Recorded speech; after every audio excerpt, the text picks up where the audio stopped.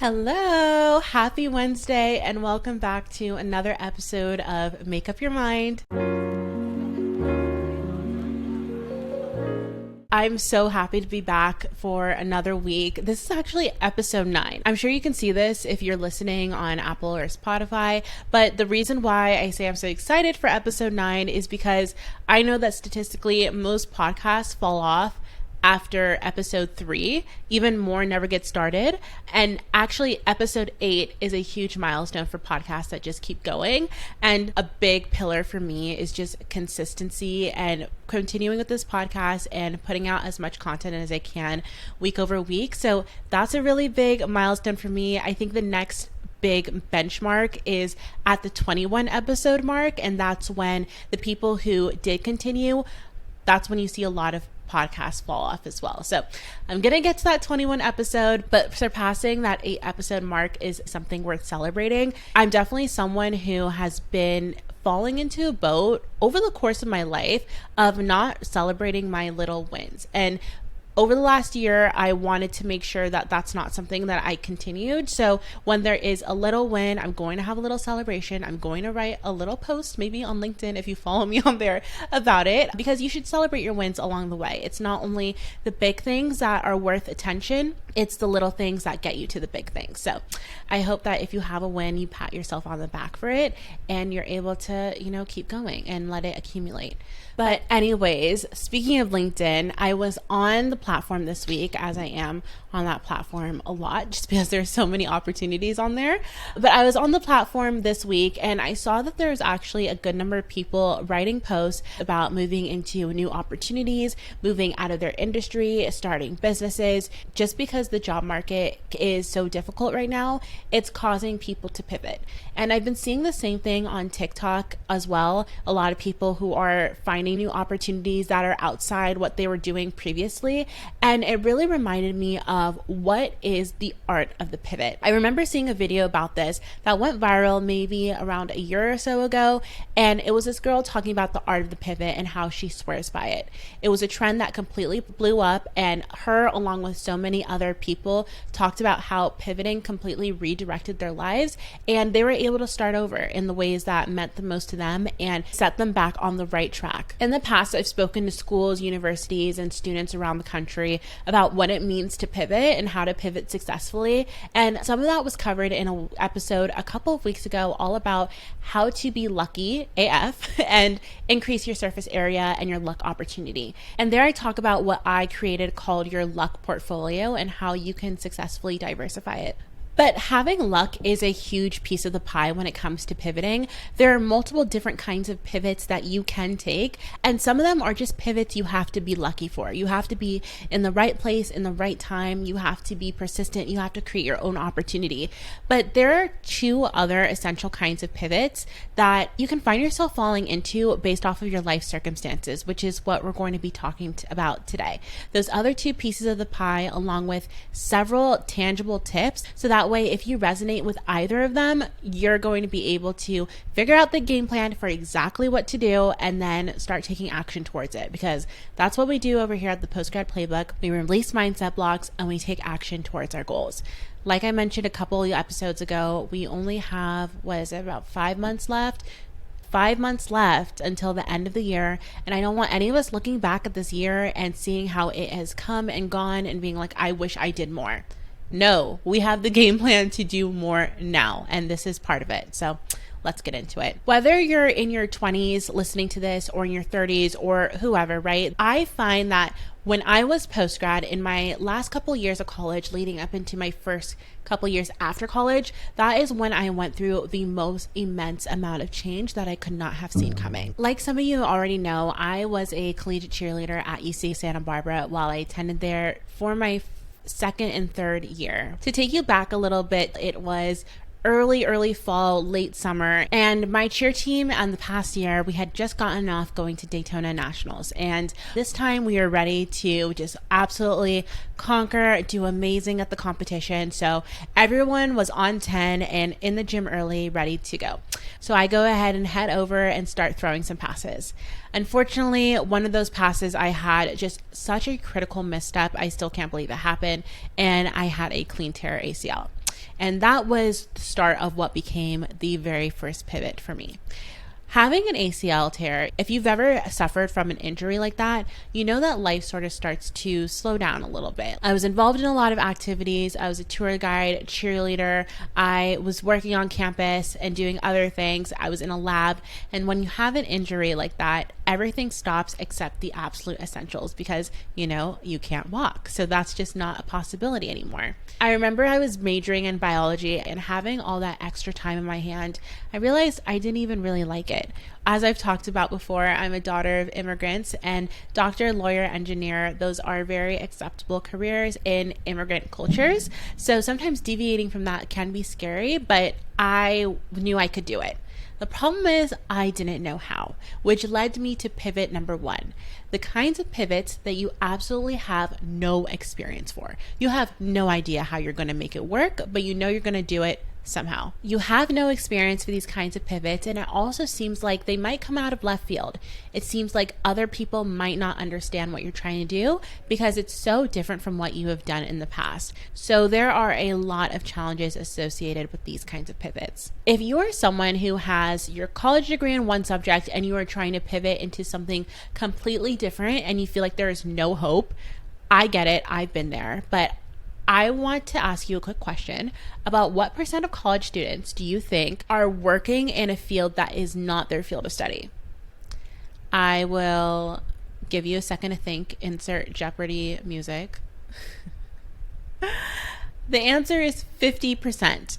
50% of college grads are not currently working in their field of study, which in my opinion is very shocking. Maybe you guessed higher and you thought more people wouldn't be doing it, but learning that statistic at the time was shocking to me, but it also gave me some peace that making a pivot outside of what I was trained in was very possible. The thing is, to be able to put yourself up for opportunities, the very first tip for the kinds of pivots that you have no experience for is you need to get scrappy. From when I figured out that biology was just not it wasn't for me, I did look at the extracurriculars that I was a part of and realized that between being a cheerleader, a tour guide, so on, and being so people-oriented, business was an even better segue than what I originally thought. And from being scrappy, I realized, okay, I don't have to have or just look at this biology experience and the classes I took, the internships that I had, and so on. I can use this extracurricular experience to be able to set myself up for these kinds of positions. You see what I'm saying? It's not always the experience that you might think of off the top of your head. That's the experience that will help you get to where you need to go. Getting scrappy and being scrappy means pulling from every single thing that you've possibly done to create a story, to create a narrative for the person on the receiving end, to bust doors open down for you. To bust doors open and kick them down so that way you can enter in the doors that you want to. Some examples of what you might be able to do now is if you're looking to pivot into something more creative, start a YouTube channel, start posting your content online, or maybe intern for somebody, or maybe you already have those things or have started doing those things, and you can use those obscure experiences that you might consciously not think of off the top of your head and put them on your resume, put those experiences in the limelight, and from there position yourself as the perfect person to make that segue. This is the number one mistake that people are making when they want to pivot into something that's different from what they currently do. They don't use all the experiences that they have available to them, all the experiences that they have under their belt, but now you know, so that won't be you. To make this even more compelling, I found, is just using numbers or putting numbers wherever you can as much as possible. Unless someone is right next to you when you're doing your whole job, from start to finish, they are going to have no idea about the impact that you had.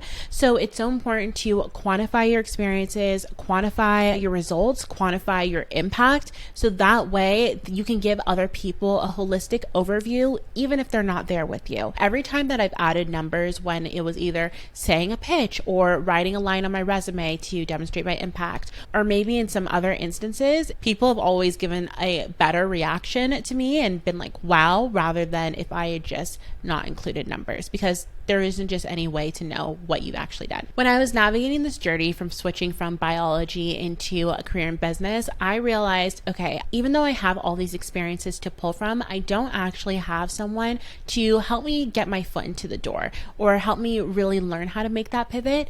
And so this is the third and final tip under understanding how to navigate the kinds of quote unquote no experience pivots that others may not understand. And this is leveraging the strength of weak ties. I've talked about this in a couple other podcast episodes, but it's just because this is so important.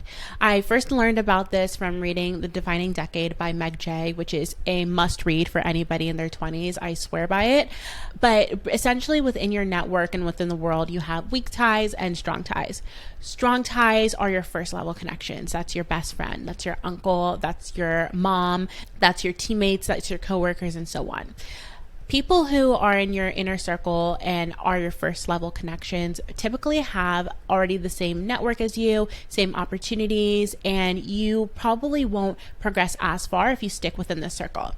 However, if you branch out into your network of weak ties, which is second and third level connections, think your mom's coworker or a teacher or someone you met at a networking event, right? These second and third level connections conversely have access to people, opportunities, resources, and networks that you may have not even dreamed of. Opportunities might seem like they fell from the sky because they're in such different rooms than you, but they might know somebody who is able to help you get to where you're trying to go. So reaching out to your network, talking a little bit about what you want to do. I think LinkedIn and TikToks are such great platforms to starting to build a brand for yourself just because of the sheer amount of discoverability and the reach that you can get to tap into second and third level connections easier. There was a stat that went around a while ago and it says that every single person is connected to every single other person in the world by at most 8 connections. So if I don't know someone, I might know someone who knows someone. And if I don't know someone who knows someone,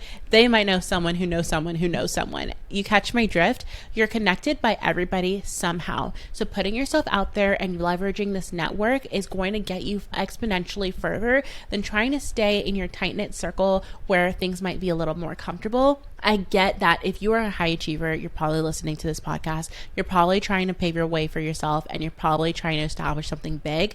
And usually these kinds of people, I completely resonate, have a lot of trouble asking for help. But I promise you, asking for help will get you where you need to go a lot faster. There is no virtue in struggling. There is no virtue in grinding to the top when you could have gotten there faster and saved a lot of time. I know sometimes for people it is more a pride thing, wanting to get there themselves, but you can get there a lot faster if you just ask for help. And who knows, it might even end up better than you originally thought it might have been. And that's exactly how it happened for me. Through leveraging the weak ties, through quantifying my achievements, and through getting scrappy, I was able to land an amazing opportunity within business that yielded a huge return for me and still pays off for me to this day.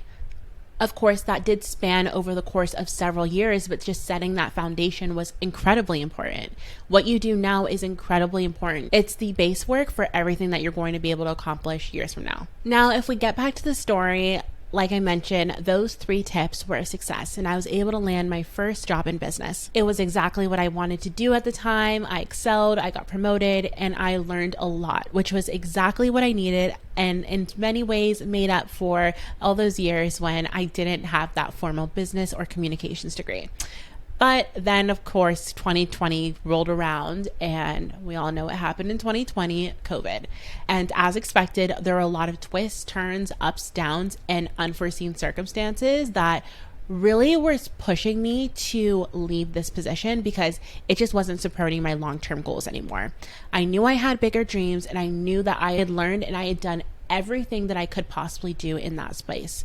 So it was time for another pivot. The problem was that it was peak pandemic. As we know, the job market was incredibly difficult and I wasn't 100% sure what I wanted to do next, but I knew that where I had to go was just not where I wanted to be.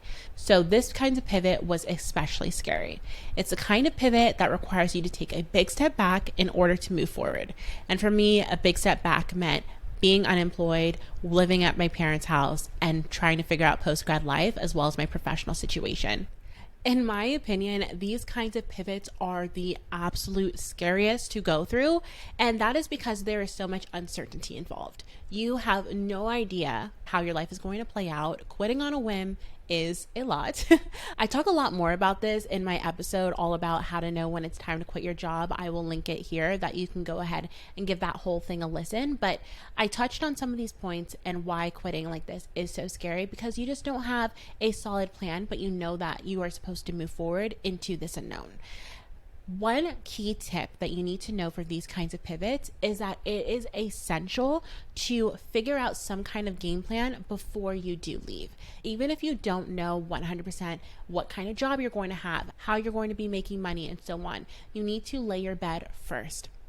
The best way is to obviously have an understanding of your financial situation and see if that's feasible for you right now. Please don't tell anyone that Jahleane told you to quit your job right now. That is not what I'm saying. In this economy, no, we're not doing that without a plan. I always say, and I think you should remember, that you are a business and a brand of one. Instead of you thinking about yourself going through all these companies or going through all of these experiences to help them, think about what maybe you can get from each company that you work. Of course, it's a give and take relationship. It's symbiotic. You both are helping each other, but think of yourself as a business and a brand of one. So every single company that you're going there to acquire a certain skill set. What are the skills that you need to learn to achieve whatever long-term goals that you have? Once you have an idea of the skill set that you need to acquire, the best thing to do is create an action plan for goal setting to be able to strategically make choices every single day that align with this big picture vision. I know that when I quit my job, when I was searching for a new one, it felt like I was floating in air. There wasn't any real solid foundation under me because there wasn't essentially a finish line that was drawn in the sand. There wasn't a specific end date. It was just when I landed a job, that was going to be it. That finish line could have shown up next week or next month or 1 year from now or 5 years from now. I didn't know. There was so much uncertainty. And because in this process, there's so much of that involved, it is so important to know what you're doing every single day to know that you're making some kind of progress towards it. The best way to outline that is through SMART goals, specific, measurable, attainable, realistic, and time-based goals, and things that you're going to do, which will help you map out every single day of your journey so that you know exactly what you're doing and how it's leading to the big picture. The next piece of advice that I have for you is, if you've been listening to my last podcast episodes, it's not going to be that much of a surprise, but it is to work with your subconscious mind. During times and periods of uncertainty, that is exactly when we want to go move back. It's when we feel the most unsafe. It's when we feel the most scared because there, once again, is no finish line. There's no guarantee what's going to happen. And our human nature is to get ourselves to be in situations that are as safe as possible. Safe meaning familiar. So when I quit that past job, I was in a space where I wasn't happy, and I knew that moving forward into the unknown would lead to more expansive opportunities and a more expansive feeling in my spirit. But when I finally got to the other side, I looked back and I was like, oh gosh, maybe the grass isn't greener. But that's not true. There's more opportunity out there, but it's because we want to be safe. We want to look back at what is already past. It's in the past for a reason. There's no need to look back, even if you are scared. Only look forward. But of course, it's going to take a lot of courage to be able to move forward. A lot of limiting beliefs from your subconscious come up, like, I don't think I'm cut out for this. I'm not good enough. What if I never find everything? And a whole bunch of what ifs. And this might manifest into maybe not keeping up with your goals or finding a situation that's almost exactly similar to the one that you had left. It can show up in so many different ways. I talked a little bit about this in my past episode called You Self-Sabotage Because You Have a Subconscious Block. Here's how to get over it. Definitely go ahead and give that one a listen, because it really plays into how much of a hold that your subconscious mind has over you and the decision making that you make every single day, and also how it keeps us in bad situations and a lot of times just not even moving forward. It will keep you from moving forward, and it will keep you complacent in a space of life where you're consciously not happy but sort of confused on why you can't move forward. And this is the reason why. Like I've mentioned in past episodes, your subconscious is about 90 to 95% of your brain, and your conscious mind is about 5 to 10%. And your subconscious really does run the show with your decision making, your intuition, your deepest thoughts, beliefs, and so on. So you need to work with it to make sure that it is aligned with the goals and where you're moving towards. Again, sometimes this might not seem as obvious, but I want to ask you this question really quick, and I want you to answer the question as fast as you can. That way we are bypassing your conscious mind and moving to your subconscious to get to the root of the problem. If you find yourself in a period of self-sabotage and stagnation, I want you to answer very quickly, how do you benefit from remaining stagnant? How do you benefit from remaining stuck? And whatever is the first thing that came to your head, just jot it down really quick and ponder on that. Explore it, journal on it, because that is what the subconscious limiting belief is that's keeping you from your end goal. It is so important to always get to the root cause of whatever it is that might be holding you back, because until the root cause is figured out and reprogrammed and released, you're going to be kept in that same cycle of self-sabotage. And as I've said before, and I'm going to say it again, potential unexpressed turns to pain. Robin Sharma. It's going to be a very vicious cycle, an unfulfilling cycle, and a cycle that's going to lead to maybe even some self-resentment, low confidence issues because you're not able to move forward. To get to the root cause, I do have a 14-question principle that I will send right your way that will help you identify exactly what the limiting beliefs are keeping you stuck from where you want to go. All you have to do to get the link to this is leave me a quick review on Apple Podcasts and send me a screenshot at the Postgrad's Playbook on Instagram, and I will send you the link and I'll be on your way, and you're going to be able to rewire and move forward. The last tip that I'm going to give you when it comes to making the kinds of pivots that require a step back to move forward is that you will have to be the one to consciously make this change every step of the way. Of course, we talked about the conscious versus subconscious and how you might be able to work with yourself. And yes, you need to work and reprogram what's going on in your subconscious mind, but at some point, it's going to require a lot of willpower to continue to deprogram and move forward with your goals, even when the limiting beliefs come up, even when maybe naysayers are around you planting doubt in your pivots, even when you see maybe an opportunity that makes you want to come back. It is you connecting with your why, connecting with your reason at every single step of the way that's going to get you to that end result, even if it's hard getting there. It is so hard to be brave in these moments, but you can do it even in the face of dissenters, and be persistent in creating your own opportunities. If you follow those main tips when it comes to actively navigating those kinds of pivots, and then also going back into the how to manufacture your own luck episode, and you continue with it and you're persistent, there is no way you will not get to where you're trying to go. If you're listening to this, or if you're in the Postgrad Playbook community, you are most likely someone who is incredibly dissatisfied with their current professional situation or life situation, and you're looking for a pivot. And hopefully one of these scenarios resonated with you, or maybe in my story, and let me know. Send me a message if you have any questions. Send me some blocks that you might be facing, and I'll give you some advice on Instagram. And I promise you, we have the resources between the newsletter, the podcast, the social content, LinkedIn content, and so on to help you overcome what's keeping you stuck and moving forward.